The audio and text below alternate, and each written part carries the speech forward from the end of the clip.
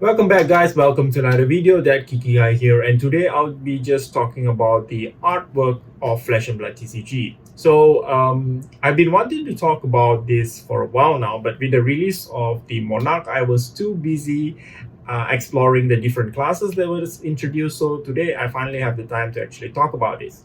So one of the common feedbacks that you can actually see on the Flesh and Blood TCG is the artwork kind of looks samey, or the artwork kind of blends together, so you can't really tell a card apart, and also you can't really tell whether this card is done by a particular artist.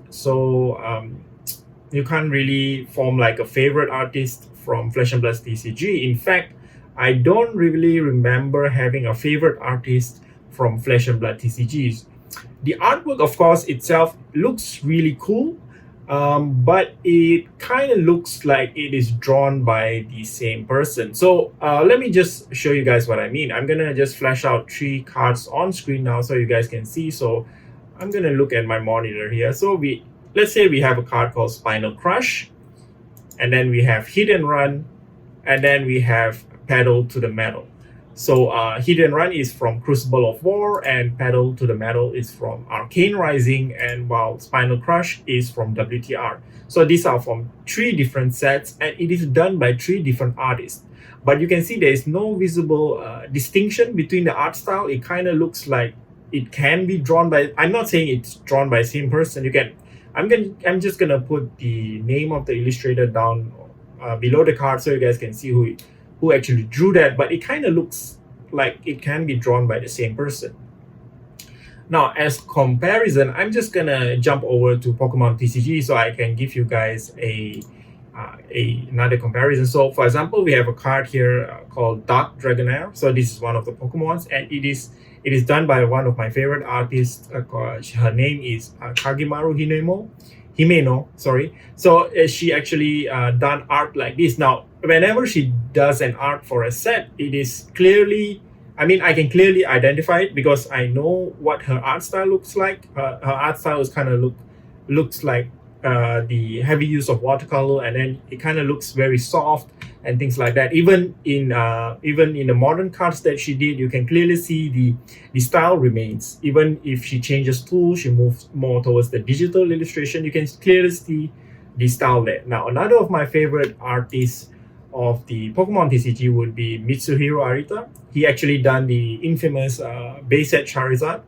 Now you can see the evolution of the art himself. Just gonna flash a few images of Charizard up to the screen. You can see even though his art kind of evolves over the year, but you can always tell that it is done by Mitsuhiro.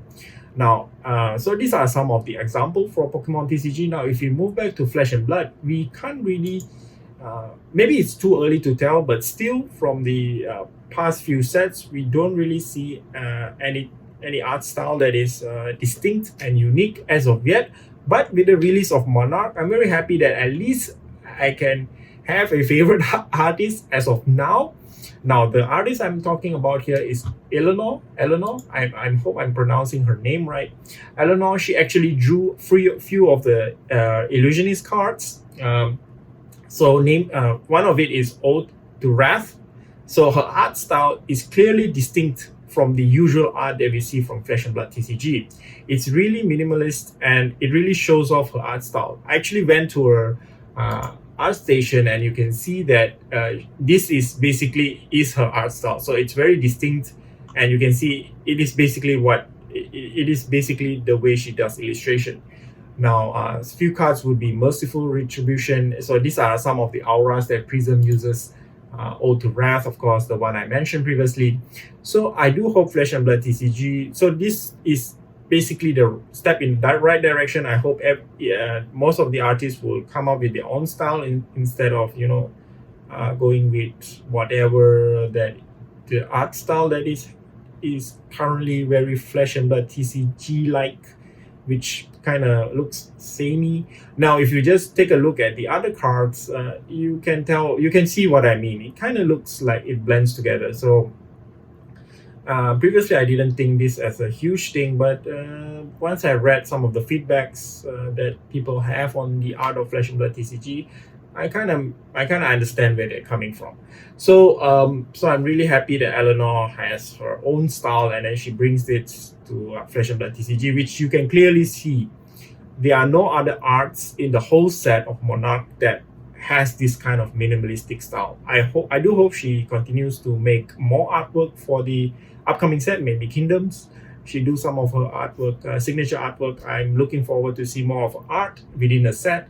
And another art that I really like would be Sonata Arcanix. I can't remember the name of the artist at the top of my head, but there is another art that I really like. So I do hope that Flesh and Blood TCG really expands in the terms of art, so we can really tell the different artists apart, and then we can have our own favorite artists and things like that. So instead of just replicating the art style of the other cards that is already existing.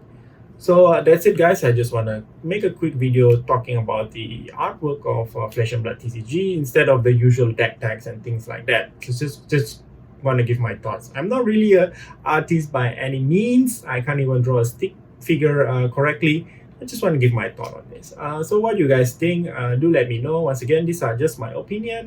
Don't get mad at me. I know some of you guys don't really like the minimalistic style of Eleanor, but it's fine. It's okay to have likes and dislikes of different arts. That what make a TCG special. People having their own favorite artists.